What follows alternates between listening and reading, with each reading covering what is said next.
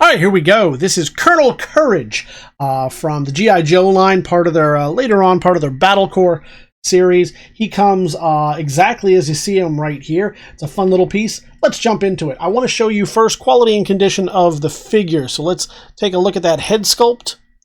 And we're looking for any kind of paint, rub, any kind of scrapes or scratches. I don't see any. No real paint wear anywhere on this guy so far. A lot of times on these high points, you'll get it. Sometimes on the green, but I'm not seeing that anywhere. I do want to point out his elbows. Yeah, so you can see the cracking right there in the elbow. There's some elbow crack. Little speck of paint that probably came from the inside of the waist.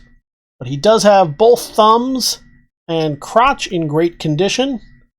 Move right down. You can see the feet are there. Sometimes, not with these later figures, but sometimes with early figures, you get cracking along the feet. So we show you that as well. Boots are looking good. We go right back up. And I'm still not even seeing any paint wear here. So surprisingly paint wear free. I hope some kid got a chance to play with this and use it.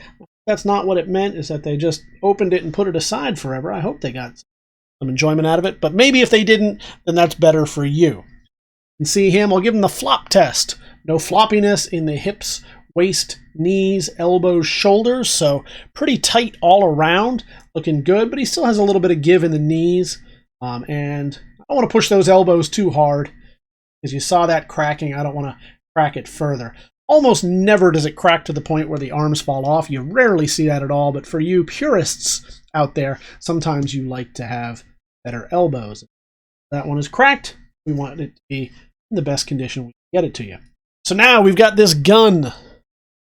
So this is a gold gun. It sometimes suffers from gold plastic syndrome and can begin to crack. See if that's the case here. I'm going to test this for you and only for you. I'm going to risk life and limb. Shoot this across the gallery. Let's move it up here so you can see it a little bit better. I get it to fire. Oh, there it is. And it fires. So we do know that it fires. We'll be repairing the studio for years to come as a result of that. Here is his sprue. So he comes with the sprue tree exactly like that, just as it came on the card. Never been removed. So you get all the weapons, the knives, machete. This really fun gun. Is that a lot like Leathernecks? Not Leathernecks. Who was Tunnel Rat's firearm right there? Is it? Is it a remold of that? Again, this is another one that looks familiar. You'll see some return of some old guns. And then finally his file card. They began doing it a lot more like blueprints here, where they point out all the different fancy stuff. I think as a kid this was really fun.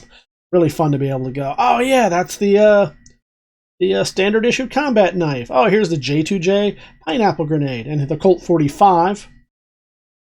Oh no, that's the one that's molded.